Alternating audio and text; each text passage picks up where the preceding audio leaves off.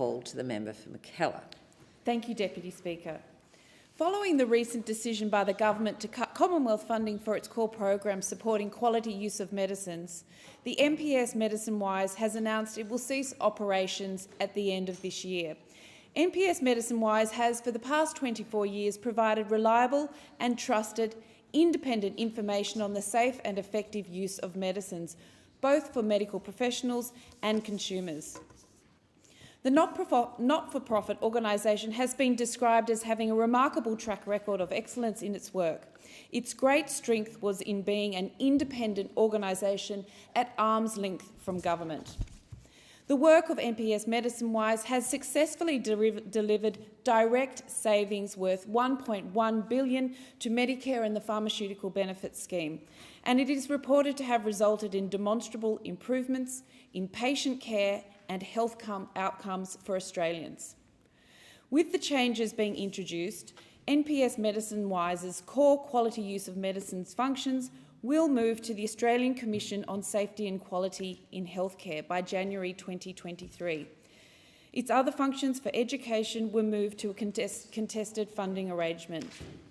While it is acknowledged that the Commission is a well-respected body whose work overlaps with that of NPS MedicineWise, the concern for health professionals is that there will now be no agency with sole responsibility for delivering quality use of medicine programs. This will now just be a small part of the work of the Commission must do on a very reduced budget. Additionally, health professionals worry that contestability in healthcare is usually code for given to the cheapest bidder, and that rarely delivers the best health outcomes.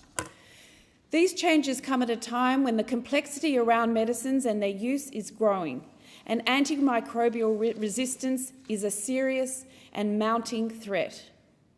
An independent, evidence-based quality use of medicine voice in Australia is more important than ever. In this light, the CEO of NPS MedicineWise has called on the government to conduct and publish a review of the outcomes of these changes in a year's time, including the impact on prescribing patterns and the PBS costs. The review should examine health professionals' perspectives on the changes and whether prescribers feel they still have the resources and support they need to make good prescribing choices around medicines. It should also examine whether consumers feel they still have good access to resources and information. It is also of the utmost importance that the successful work of the NPS MedicineWise's antimicrobial stewardship program continues. Thank you. Thank you, and I thank the member for Fenner for his